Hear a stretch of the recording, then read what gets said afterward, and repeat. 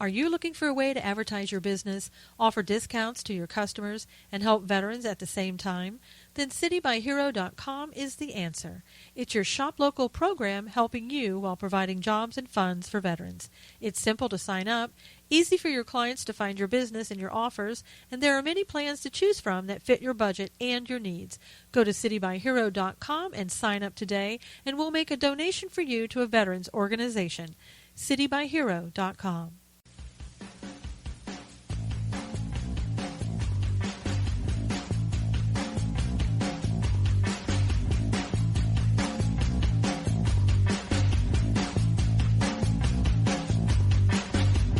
And now, it's time to Stand for Truth with the host of Stand for Truth Radio, Susan Knowles.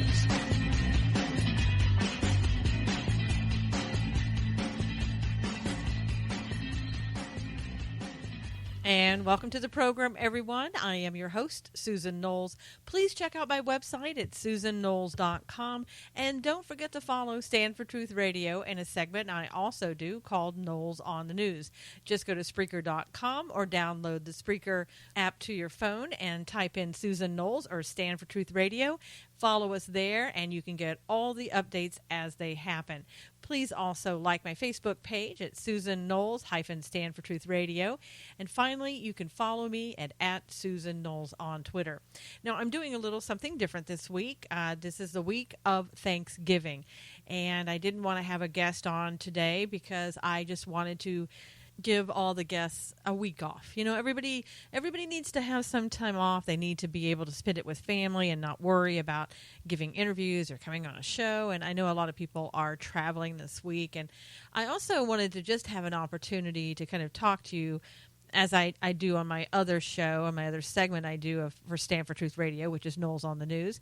And just kind of have it just a chat between you and me this week so that we can talk about some things that are concerning to all of us. You know, things that come up, things that have popped up over the last couple of days or the last week. I mean, there's been a lot going on. You have to admit, ever since the election and when the election was lost by those on the other side, there just seems to have been just an outpouring of whining, protesting, rioting. I mean, it's really hard to watch because we know that had the unthinkable thing happened, had Hillary won the election, we would not have rioted in the streets. We wouldn't be whining. I mean, maybe we'd go on Twitter and we'd express ourselves in one way or the other for a couple of days, and then we would get over it and move beyond it. And we might have, set out to figure out how we survived 4 years with Hillary Clinton and what we needed to do to counteract anything that she would have come up with. I mean, because we all know where it was going to go, and it wasn't a pretty sight. It wasn't anything anybody was looking forward to. In fact, we had just horrible images of our country going, flushing it down the drain, basically, because we know how progressive left-leaning Hillary is, and it would have been horrible for our country. But we would have gotten over it. When Obama was elected twice, we didn't protest in the streets. We didn't riot in the streets. We didn't burn down buildings. We didn't throw things at police officers. We didn't whine about it. We didn't need safe spaces, and we didn't need therapy dogs and things of that nature. And it's gotten so out of hand now. And the reason, and I know I keep harping on this and keep saying it over and over, but hopefully somebody will hear this on the left and just say, okay, well, I've had enough, and you're right, maybe I should stop doing it. But this has happened because for the past 8 years, we've had a president who so wanted to change this country into something that you or I didn't know it existed. A country that we were sitting here going, where did this come from? Who are we? What happened to the country that we once knew and loved? And he was pretty successful in doing that. Really, really, when you think about it, he was very successful. He convinced people that they didn't need to work. He convinced people that it was better just to allow the government to take care of you. no matter whether you needed it or not. I mean, and I'm not talking about people who are disabled physically or mentally that aren't able to take care of themselves. I'm not talking about those people. I'm talking about able-bodied men and women who are able to work and decided, based upon what Obama had told them, you don't need to work. And they decided, okay, well, you're right. I can just sit here and I can continue on the way I am, and I don't need a job. I don't need to worry about my future. I'll just let somebody else take care of me. And I know I'm kind of generalizing there, but you get the picture. And we allowed this to go on, and we also allowed a person. I mean, think about this, and I say this because we can never allow this to happen again. We allowed a person, one man, to break us apart in this country. I've never seen race relations so bad in my life, except what I saw through the civil rights era. And I thought, honestly, I really thought that time was gone and over with. And I knew we had some issues that had never been resolved. I wasn't naive enough to think that we didn't, and I know other people didn't either. But my gosh, you would think that we were living in the 1960s again. And I think, one of the things that hasn't been mentioned too much, not on mainstream media, you're not going to hear about it, but I believe the figure is around 13% of Black Americans decided this time they weren't going to vote Democrat. Now, that's a big deal when you think about it. Because, unfortunately, African Americans have been raised, brainwashed, whatever the word is that you want to use, that many of them have been told by the Democrats for I don't know how many years that they could only be Democrats, that only Democrats cared about them, that only Democrats would help them, that only they could be successful if they were Democrats. And this time they said, are you kidding me? We waited 8 years for Obama to do something that he said he was going to do for African Americans, and he didn't do it. Instead, what he did was he waited till the very end and said, if you don't vote for Hillary, it's going to disappoint me. Point your finger at them and say, you got to do this because this is what I want for you to do. And I'm a Democrat and I'm just like you. I'm African American. So therefore you got to do what I say. And African Americans said, look, we have brains of our own. Okay. And we're deciding that we're going to start using them and see that the Democrats have false promises, and they've always had false promises. But we've always held out this little ray of hope that you're going to do what you say that you're going to do. And again, I'm generalizing a little bit because I know a lot of African Americans that didn't vote for Obama and don't fall in that trap and don't believe that only Democrats can help them. In fact, I know a lot of them who are very conservative because they believe that they've been lied to this whole time by Democrats. And it's a big deal. And the majority, 13%. I mean, we'll take what we can get. 13% said no more. And that's amazing, and it's a great thing. We're starting to have a little bit of movement, if you will, into the right places.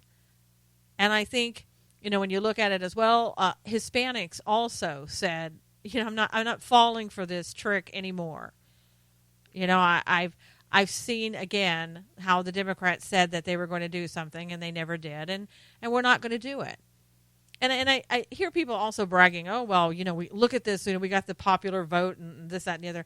And I've heard statistics that, what was it, 3 to 4 million people who were illegally registered to vote actually voted, and there were more that were dead and they voted. I mean, it shows us where we were in this country. Now, again, my point is, we would have moved on by now, but those other people on the left, they don't know what to do. They've been doing this for 8 years, and they've been believing the lie for 8 years. And they've also been allowed to continue their lawlessness. And that's not everyone on the left, but those are those people who are out breaking the laws and rioting in the streets. They've been allowed to do this for 8 years, and it's still continuing. Why? Because you had a president. He's still there in the White House right now. You have a president who obviously allowed it to happen, who obviously had his own reasons for allowing it to continue. And I say that he allowed it to continue because I haven't heard him come out and say, stop the rioting in the streets. I haven't heard that. And you're not going to hear that.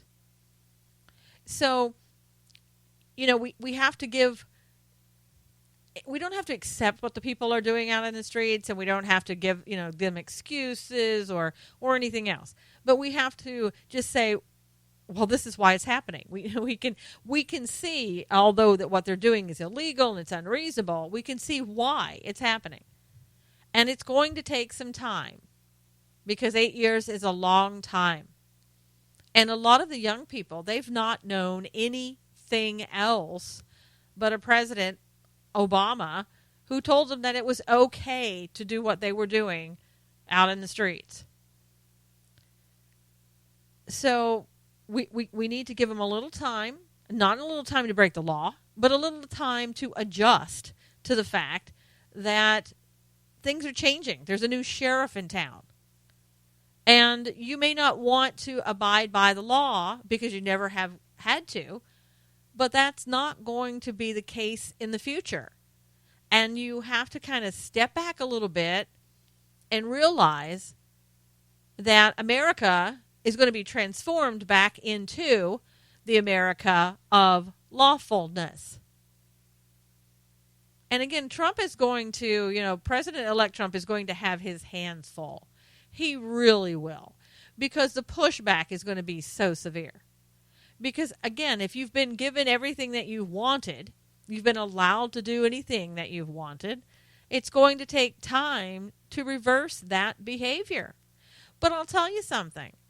I really do believe this with all sincerity, that those people who are out there rioting in the streets, causing the destruction and doing what they're doing, if they would only, for 5 seconds, give Donald Trump a chance to see what he can do, there might be, for once, hope in their lives. I mean, this whole thing of, we're so afraid of him and he's going to, I don't know, think of the worst case scenario, which is just absolutely ridiculous.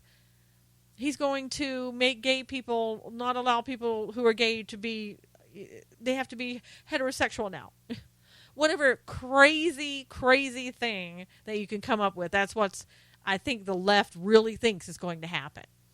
And they just keep repeating the same thing over and over. Oh, well, I know he's a racist because a long time ago, back when he was 2, he didn't...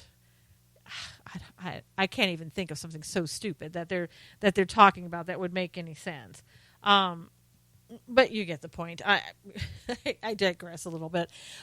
But you get the point. It's craziness, and they want to keep hanging on to craziness, and we're just going to have to, see where this goes. But again, I think that if they would just give it a second, take a deep breath, and wait and see how their lives will improve. I mean, if Trump does half of what he says that he's going to do, it's going to change things for them and everybody else in a very positive way. His tax code, for one.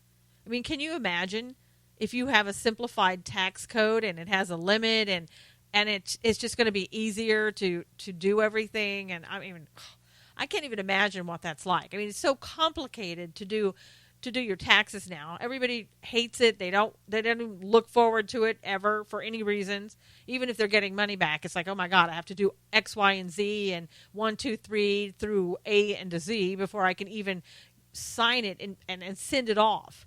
And I still don't understand if it's done right. And I have to pay out of pocket sometimes to get somebody else to do my taxes because I just don't understand what I'm doing. Okay. So if we can just simplify that for people, I mean, and some of those people aren't even paying taxes. That might be something that they don't like if they have to start paying taxes. I understand that. But I still think more money is going to be back in their pockets. And I think other things are going to change to be more positive. Now, again, some people aren't going to like the fact that sanctuary cities, for example, where they're hiding criminals that are here illegally who are committing crimes and doing away with that, they're not going to like that. I get that. I understand that, if you're here illegally and you're doing things illegally, that you're going to want to stay and continue to do that. I get that. And I get that you get a benefit out of being in a city, a county, or a state that allows you to get away with crimes and stay in the country in a sanctuary city. I get all of that. But it's not good for the rest of us. And it's going to have to stop, and it is going to stop, I really feel, under Trump. We're going to get some law and order back in the state. We're going to do some things that are going to put money back in your pocket. Is it going to be a perfect world? No, it's not. It just won't. And we have to face that. I mean, but you have to give somebody a chance, a small chance, all right? If you're the people who never liked Trump, okay. Just take a deep breath as well and let him do something. Let's see what he's going to do. And I've said this before, you have to remember, you almost got Hillary Clinton. So can you just give him 2 seconds? Because can you imagine what it would have been like under her? You would have had no hope, no possibility of a capitalist society. We would have been plunged into socialism even more than we're plunged into it now. And again, those people who are already in socialism, they don't want it to change because a lot of them, it's all they know. And it benefits them. Why? Because they can suck the rest of us dry of all of our money. And they don't want to have to go out and work. They don't want to have to do things that would challenge them and would create competition. But the rest of us do. The people who understand how things work want it to happen. And you're going to have a lot of resistance. It won't be easy. And it wouldn't have been easy under Hillary. There may have not been rioting in the streets. I get that. But you would have seen your hopes and your dreams just go away forever. And again, it's not going to be perfect under Donald Trump. Nothing is perfect. But I will take that any day over President Hillary Clinton. That would have been a catastrophe. That would have been the end of America as we know it. And I get those on the left would say, oh my, why would you even think that? You're going to take away my right to get birth control, my right to hide illegals in a sanctuary city, those that have committed crimes. You would have taken away my rights for pro-abortion. Yeah, at some point, somebody has to step back in and say, whoa, let's be reasonable again. Let's start using common sense, and let's start doing something that's going to help everyone. See, unfortunately, those on the left have just bought into the lie for so long, and they don't know anything else for the most part, and they're benefiting, or they wouldn't want it to continue. And right now, it's like you're taking the pacifier away. The government pacifier that they've had for 8 years. And it's going to be a difficult transition. I understand that. But we're all going to work together, if we can, and we're going to bring back law and order. And I'll tell you one thing, and I know you've heard about this, but with the Hamilton show and the young actor, I don't even want to say his name because it's not even important who he is, what his name is. His background's not important. Nothing is important. But as you know, the other night, Vice President-elect Mike Pence was at the Broadway play, and after the show, the curtain call, this one particular actor decides he's going to express his opinion to Mike Pence about what he wants Mike Pence to do, blah, blah, blah. Okay. Now, I kind of explained this on a Facebook Live, but I'm going to explain it here for those who didn't get that Facebook Live. When we're talking about your First Amendment rights, first of all, it's in regards to when there's a government involved, all right? So like a private citizen versus government. Government, can they tell you, can they infringe on your First Amendment rights or not? Okay, in this case, there's no government here trying to prevent the actor from doing anything. So we don't have a true First Amendment rights case. We just don't. Okay, let's get that straight. And what we do have here is, does this actor have the right to publicly say what he wants to say? Yes, with exceptions. Yeah, of course, he can't, yell fire in a theater or, incite riots or whatever.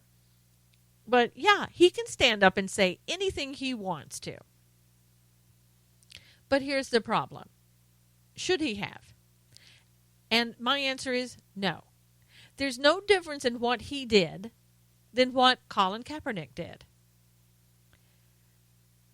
Whether the Pences were, bought tickets themselves or given tickets by somebody else, they came there to see this actor act.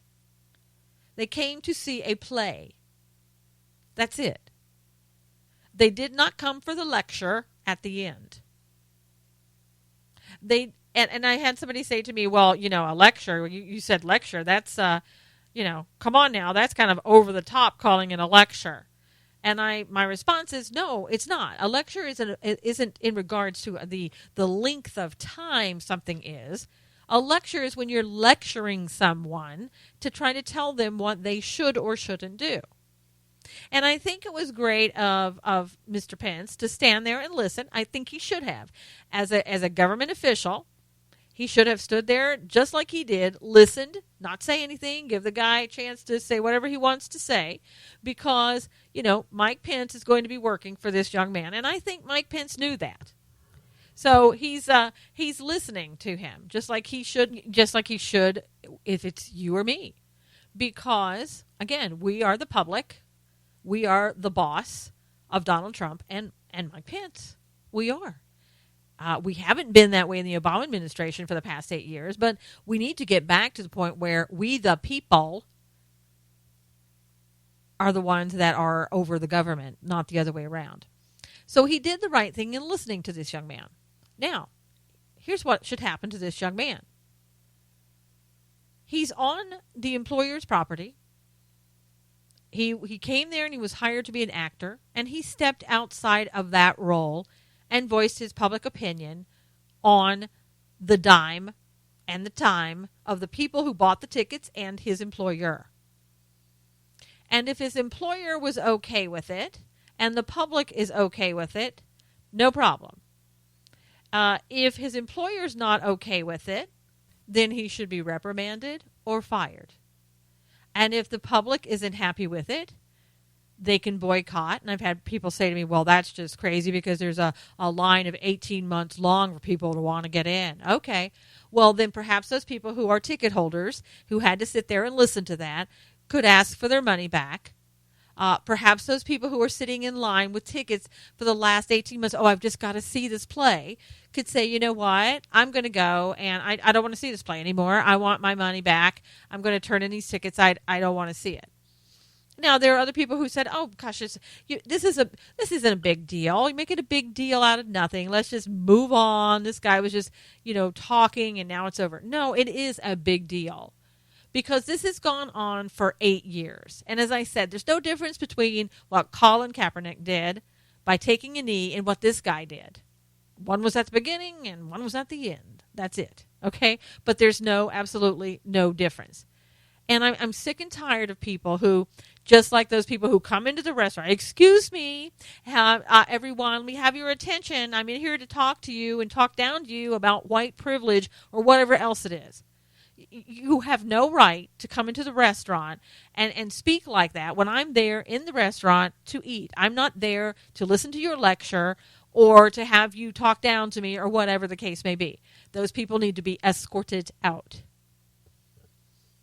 And so if you sit there and you're okay with what happened in the theater, on the Broadway play. If you're okay with that, then you're part of the problem. I'm sorry, you're part of the problem. You have no right to complain that when somebody comes into the restaurant and does that to you, excuse me, can you throw this person out? No, why?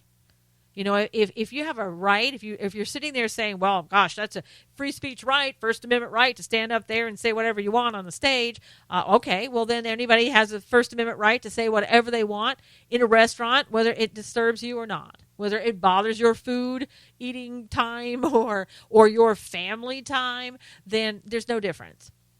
We have to start saying enough is enough. And the way you do that is you boycott. I'm sorry. I know people don't like the word boycott. And it's like, oh, I don't want to boycott people because X, Y, and Z. Well, okay, hit them in the wallet. Does that sound better? Does that sound better than boycott? Can we use a euphemism? Hit them in the wallet. Is that easier to take? Because that's what you need to do. You need to hit these people in the wallet. Because that's the only way we're ever going to get back to a time where people respect other people's time, where we respect other people's rights to come in and watch a play without getting a lecture. And of course, it's New York. Nobody is going to say anything about it. I'm sure everybody else sitting there, people booing, the vice president. I don't recall too many people booing Obama everywhere he went. They should have, perhaps, but they didn't do it. And so, again, it's respect for the office that nobody seems to want to think about. And I really, in some ways, I don't have a problem with them booing Mike Pence if they want to, if that's what you want to do. And it's after the play and you see him, you don't like him there, you can want to boo him. I wouldn't do it myself, but I'm just saying, that sometimes that's what's going to happen when you're in public office. People are going to do that. What I do have a problem with, again, as I said, is somebody standing up there thinking that they can use their employer's platform to make a political point. I'm done with it. And I'm done with schools who want to, have curriculums against Donald Trump or a curriculum against, whatever value, American value. They have a right to do it. They absolutely have the right to do it. And I have a right to call and tell them I don't like what they're doing. And you have that same right. And as I've said to you over and over, I know you're tired of me saying that, we can't sit back for 4 years. You see already what's happening. You think that these people on the left that are out there rioting and doing what they're doing, they're going to sit back for 4 years and allow Donald Trump to try to do good for this country? No, they're not going to. Because they don't want to see good in this country. Because their idea of what's good for this country is different than what you and I think is good for this country. And so I think they're going to try to stop him at every possible way that they can. And you and I are going to have to, we can't sit back anymore. When you see something going on, like that school that did this play, the assassination of Donald Trump, you have to speak out. It's not okay. Is it a violation? I think that kind of comes kind of close, yes. But let's say we all agree maybe it's not a violation of any rights. It's a violation of, it offends me. It's disrespectful. And they don't have to stop if they don't want to.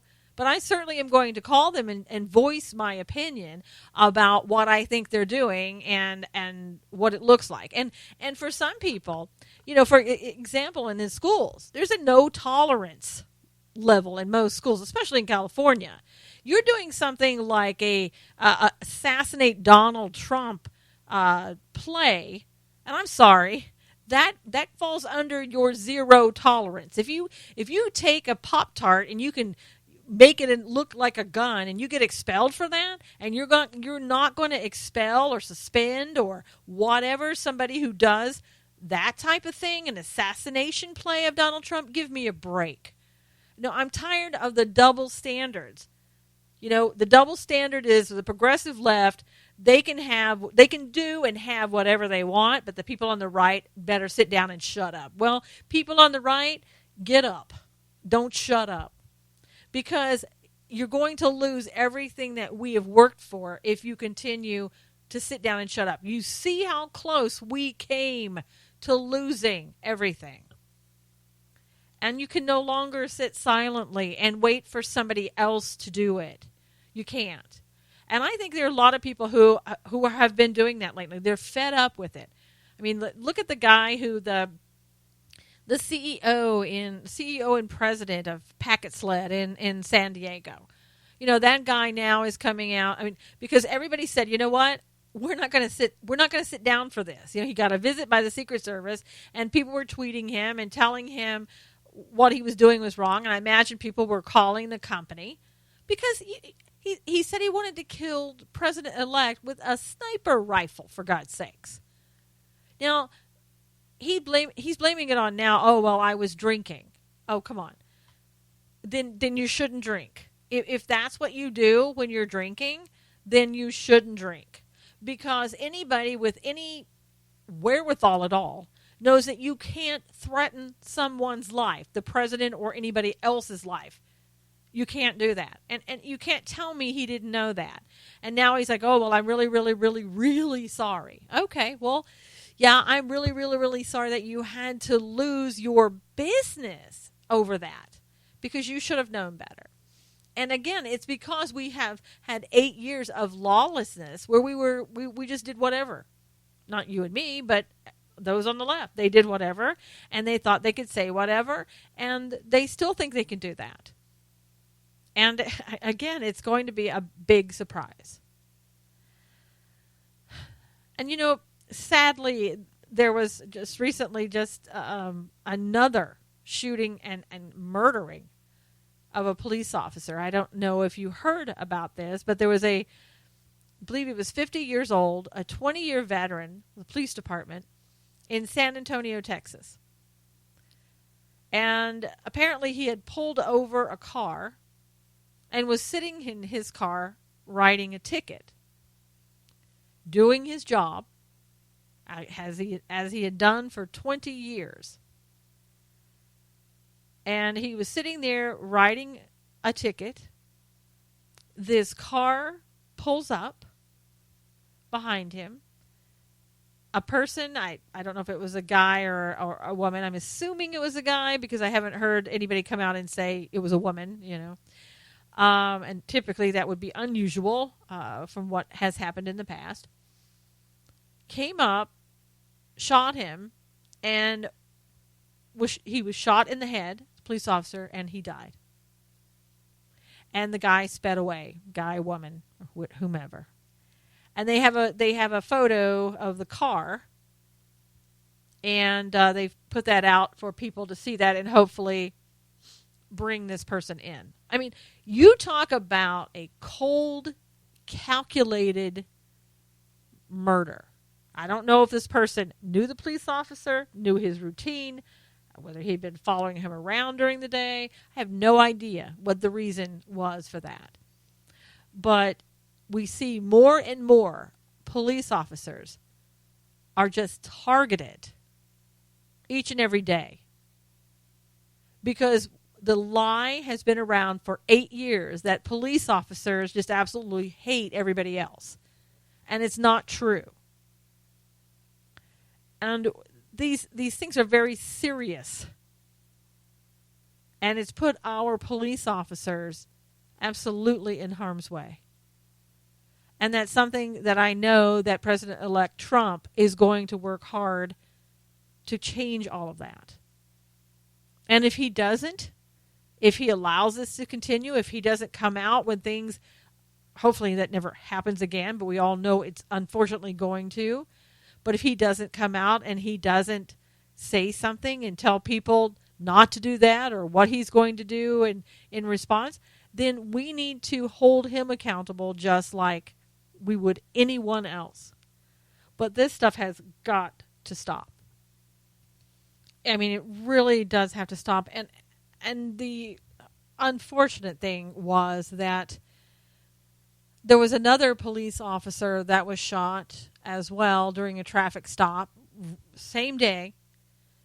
And in Missouri, a police officer was shot. And I think there's a suspect that has been taken, has been arrested. I don't know if I don't think that was for the one in San Antonio, but it was the one that happened later on Sunday. I mean, this is absolutely insane that we have police officers being shot and killed on any day, but to then have that many in one day. Obviously, these people are just, they know that,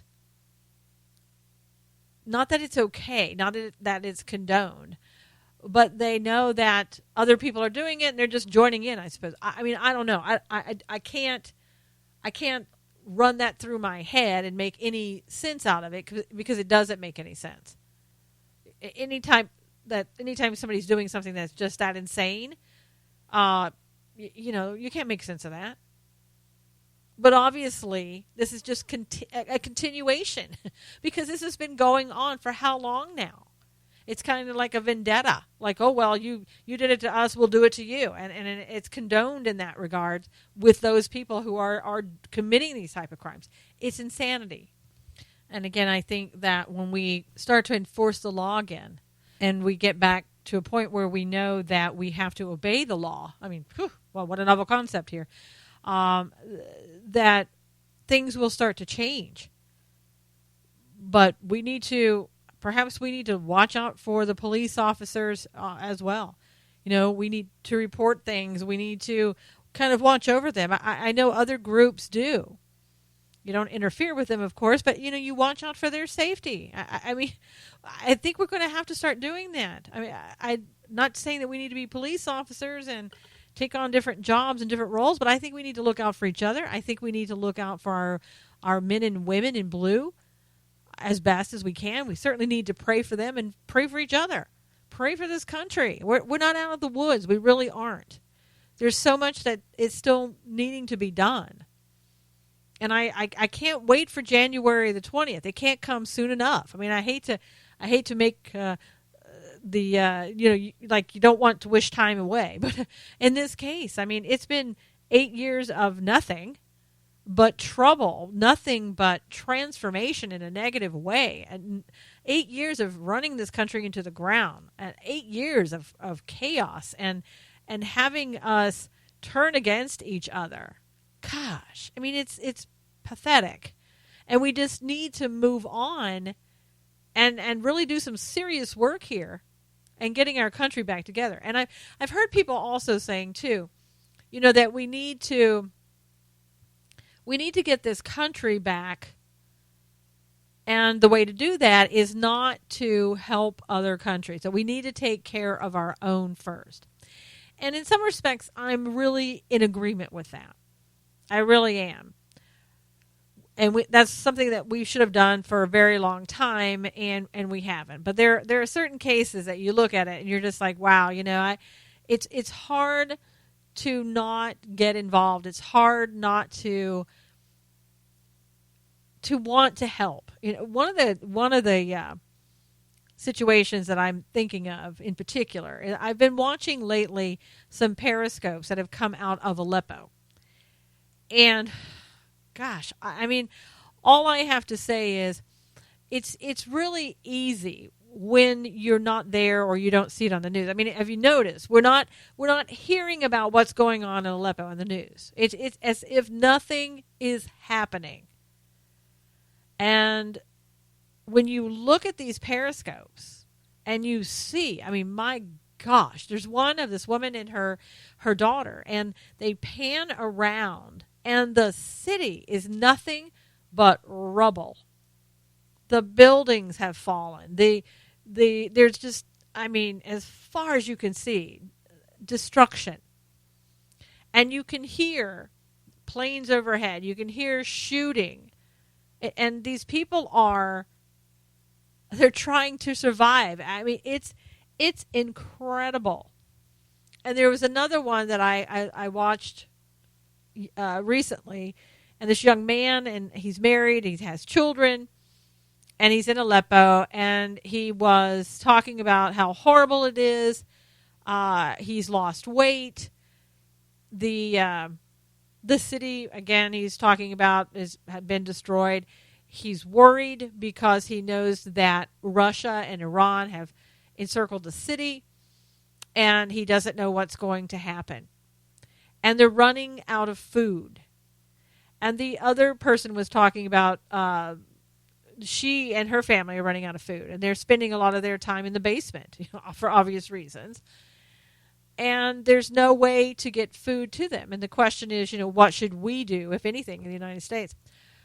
And it was kind of, I don't know, unique, I guess, in a way, to hear them talk about the fact, telling the people in the United States that were watching, we know that there's nothing that you can do for us because you can't get food to us. You can't get water to us. They won't allow it. They won't allow even the UN in to bring them food and water.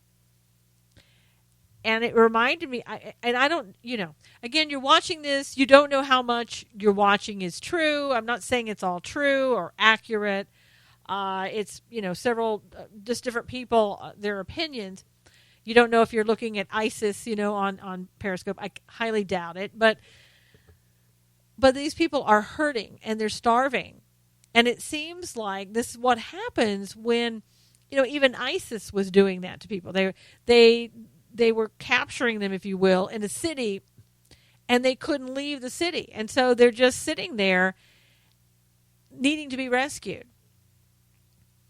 And I saw a lot of people on Periscope just saying, well, we need to help our own. And yes, we do. But in situations like that, it's really becoming a very dire situation.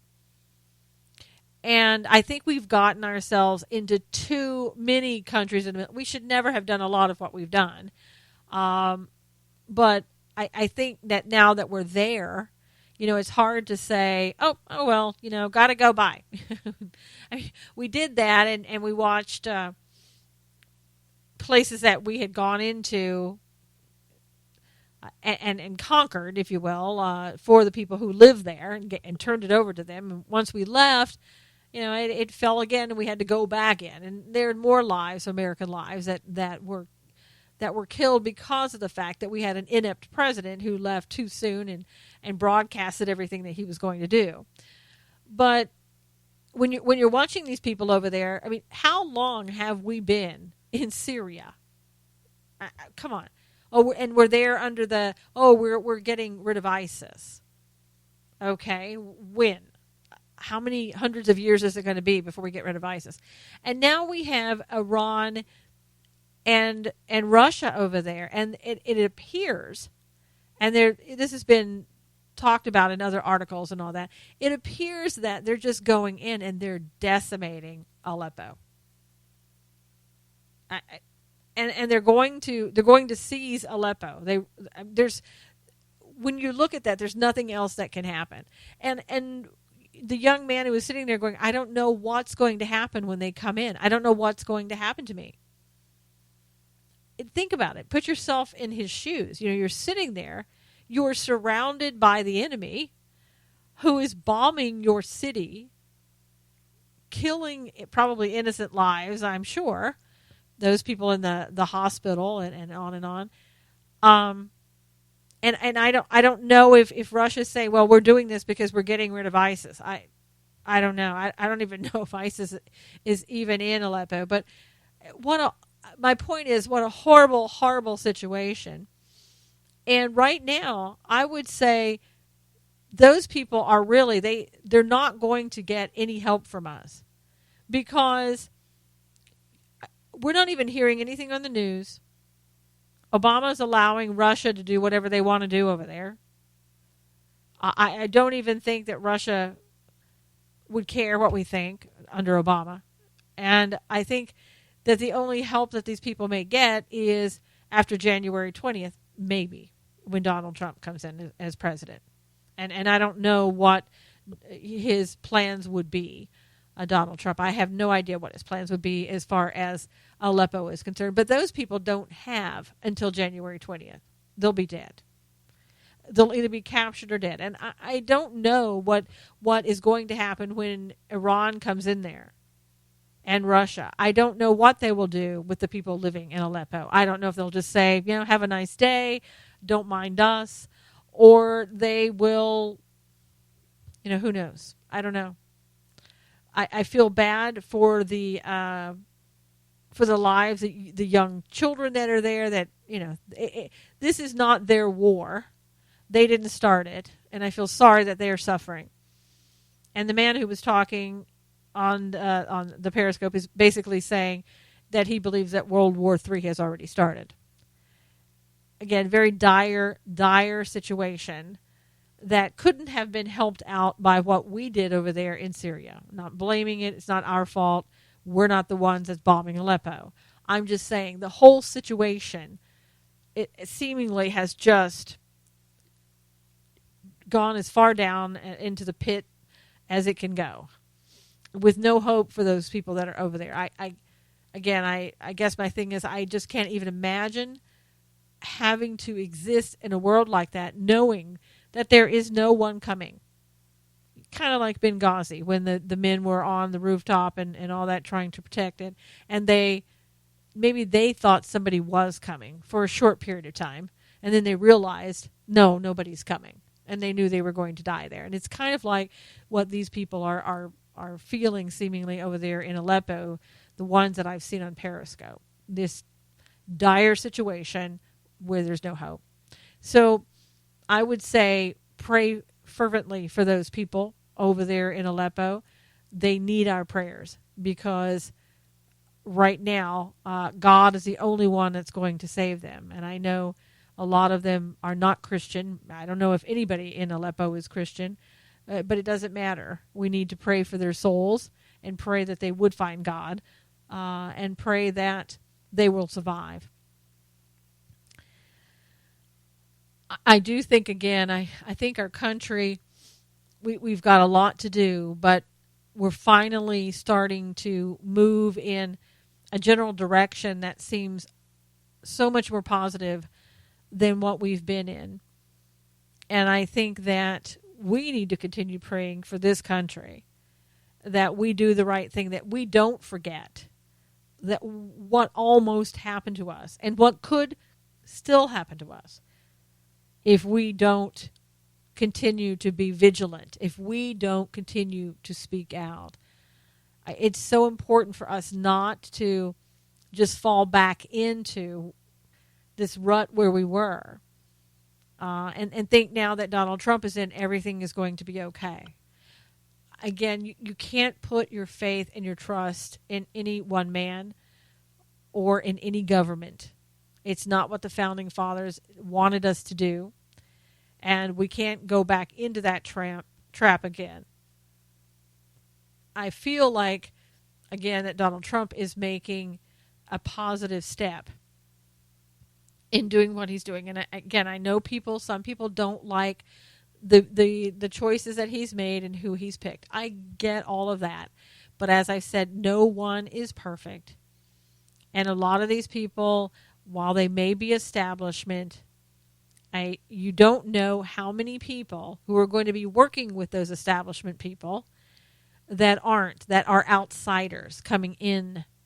That people who are outsiders, just like you and me, if we were coming in there, we would certainly be more vigilant. And hopefully those people that are the outsiders coming in will not sit down and will speak up. And I tell you, I think it's probably a tough thing for a lot of people when they get into a government job and they're like, well, I'm just going to stay silent and I'm not going to say anything because I need my job and I like my job and I like money coming into my pocket. See, I would like money coming into my pocket and would love a great job and all that. Everybody, who wouldn't, right? The difference is, I guess, for me, and I can't speak for anybody else, I couldn't live with myself knowing that I was being silent about something that was happening. I couldn't enjoy the fact that I would be getting a paycheck knowing that other people were getting harmed or that the country was in danger. And I think we need to get back to the point where we teach people that type of ethic, because that's what's missing. We haven't been teaching people that it's not all about you. and what you want. That it's not all about, yes, you do have a family and you've got to take care of them, but if you can't look yourself in the mirror each day, then there's a problem. And I think we get to that point sometimes because we don't believe in a higher power, to be honest with you. And so we think, well, all that really matters is here down on earth. And if let's say we lose our paycheck, then what's going to happen to us? Well, see, if you don't believe that somebody is going to take care of you for doing the right thing, then you end up not doing the right thing. We don't teach anymore in this country right and wrong. We're told, come on now, you got to be more tolerant than that. You can't be judgmental. Yeah, you do need to be judgmental. That doesn't mean that you sit and look at people and think that you're better than them. That's not what judgmental is about. But what you can do is you can look at the actions of people and say, that just doesn't seem right for me. That doesn't sit well. That doesn't seem ethical. That doesn't seem moral. That doesn't seem legal. You're not judging the person. You are judging their behavior, their actions.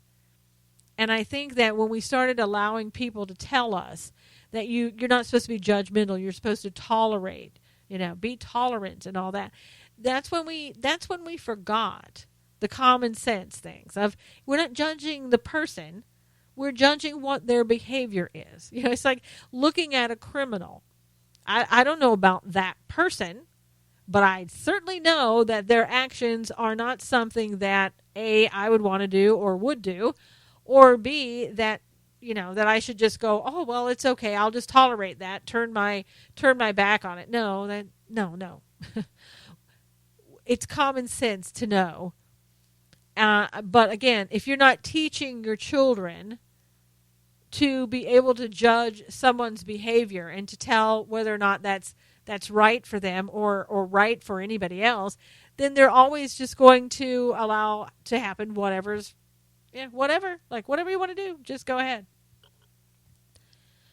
And then you won't have people who are raised to know right from wrong. You won't have people who are raised to know that certain things should take place coming from our government that is in the best interests of everyone. You will allow the government to rule you as what we've seen over the past 8 years. It's not that we sat down and didn't do anything at all. I just don't think that we were as vocal as we should have been or could have been. And I include myself on that. But we do need to get back to telling children again, no, no, you're not supposed to tolerate every behavior just because somebody else told you to.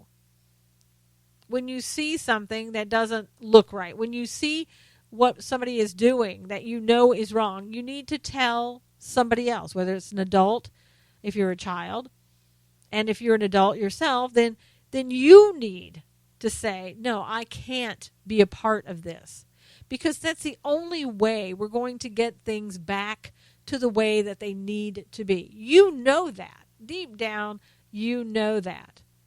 But the problem is we've raised children over the last generation that basically have been told, no, everybody's great. Everybody deserves a trophy. And you shouldn't say anything. You should just be accepting. And that's crazy. And that has to change. And again, it's going to be something, it's not going to happen overnight. These things take time. But we need to start someplace. And again, I have seen nothing since the election but positive things coming from this new administration that's coming in. Do I agree with everything? No. I don't remember any president that I've ever agreed with everything that they've done or the people that they've chosen.